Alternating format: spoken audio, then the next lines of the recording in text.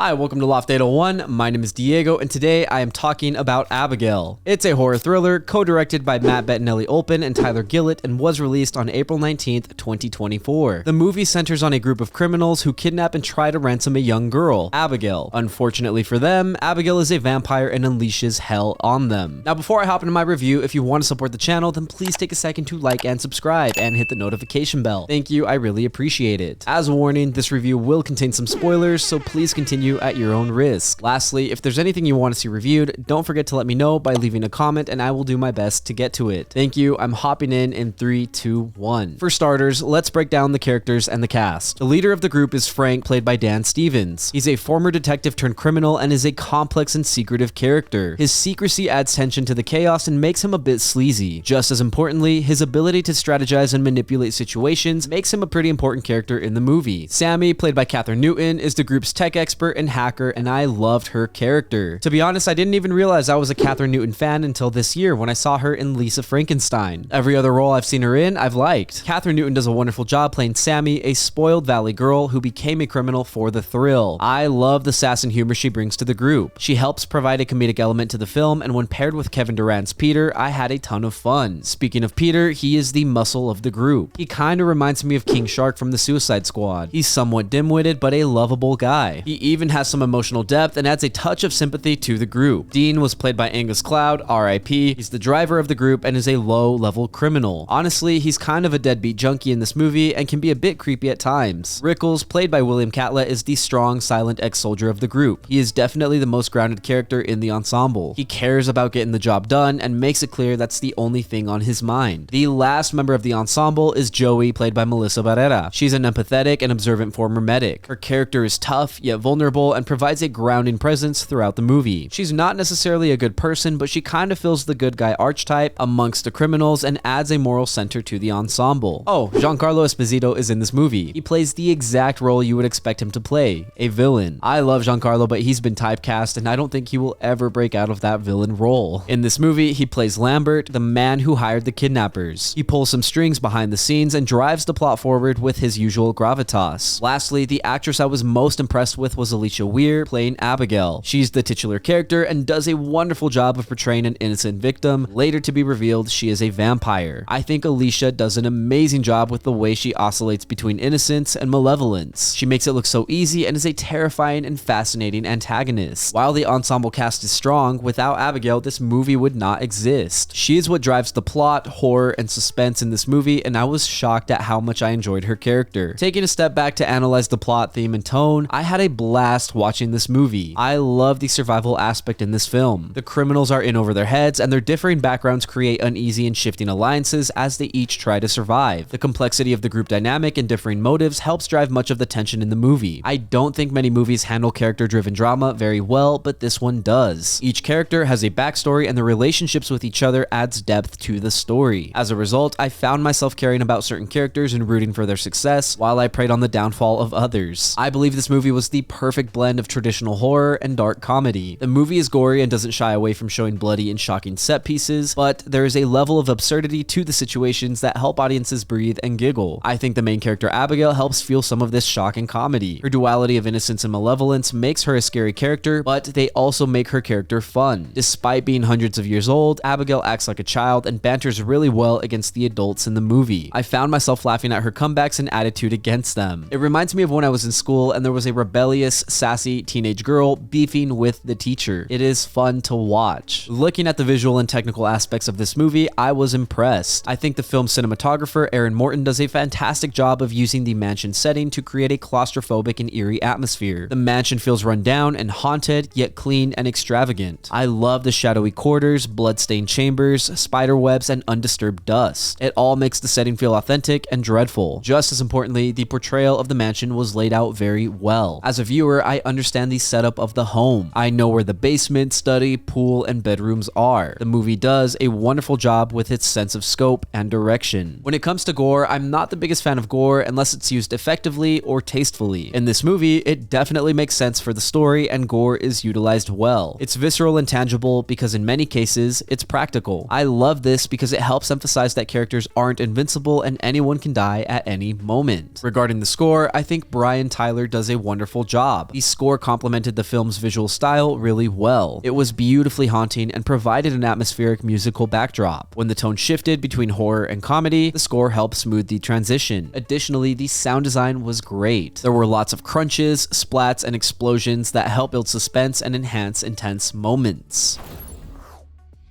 Abigail was a movie I found thrilling and enjoyable. It was a fantastic blend of traditional horror and dark comedy driven by a complex ensemble cast. Each cast member played their role very well. Dan Stevens-Frank, the secret ex-detective, Kathryn Newton Sammy, a sassy tech expert, Kevin Durant's Peter, the lovable muscle, Angus Cloud's Dean, a creepy driver, William Catlett-Rickles, the ex-soldier, Melissa Barrera's Joey, the moral center, and Giancarlo Esposito's villainous Lambert. However, the star of this movie is easily Alisha Weir as Abigail. She showcases an incredible duality of innocence and malevolence that embodies the central horror of this movie. I'm excited to see her career grow. The film excels in visual and technical aspects, with Aaron Morton's cinematography creating a claustrophobic, eerie mansion setting with Brian Tyler's score enhancing the atmospheric tension. Practical effects and gore are well utilized and make the horror tangible and visceral, with the dark humor providing the perfect counterbalance. Abigail is definitely a movie I would watch again. This review is months late, but I had a blast watching this movie in the theater and found myself laughing, shocked, rooting for characters, and preying on the downfall of others. If you're looking for a fun horror movie to watch, Abigail is the definition of fun horror, and I cannot recommend it enough. Thank you for listening to my review of Abigail. If you enjoyed the content and want to support the channel, then please take a second to like and subscribe. If you did not enjoy the content, thank you for sticking around. As always, I would love to read what you have to say, so leave a comment down below and let me know what you're thinking. Also, if you want something reviewed, again, don't forget to let me know and I will do my best to get to it. Lastly, if you want to see some more from me, then you can check out my vlogs linked up above or my podcast, Good Friends. Again, thanks for watching. My name is Diego and I will see you next time.